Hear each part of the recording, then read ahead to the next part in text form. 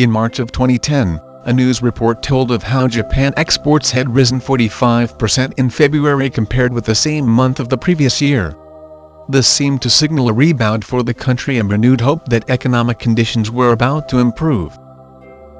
The good indicators for Japan exports in early 2010. In the first quarter of 2010, Japan export percentages were riding high.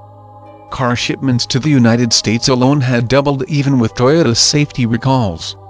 Exports to Asia during the period were up 55%, and that is where more than half of Japan exports go. The trade balance had a surplus of over $7 billion, and the only downside was that the recovery seemed to be running out of steam.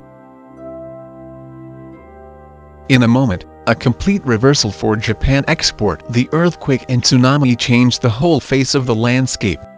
Japan had been the U.S. fourth largest trading partner, but now the imports have slowed and Japan export by boat to the U.S. is almost non-existent.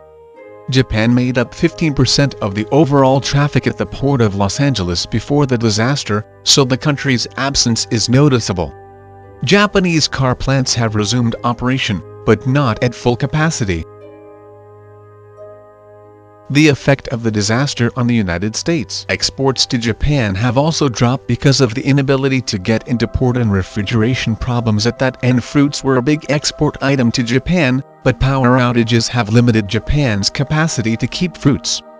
Some ships diverted cargo to other ports in Japan, and many ships avoided going altogether.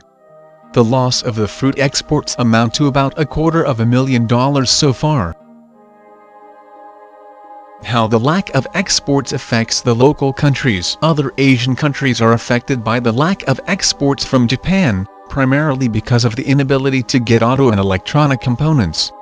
Taiwan, Thailand, and South Korea use Japan export car and electronics in their own production facilities. Every Asian nation can expect to suffer from the ripple effects of the Japanese problem, including Hong Kong and Singapore. How Japan export affects China. China won't be hurt by Japan export problems as much as some other countries will. Machinery and other exports to Japan should remain rather constant during the reconstruction phase.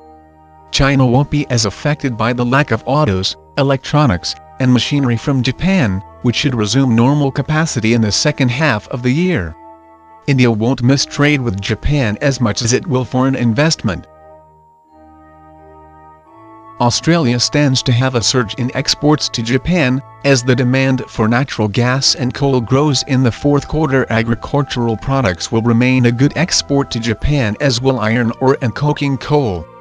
For the short term, Australia will suffer because of the machinery and equipment it depends on Japan to provide.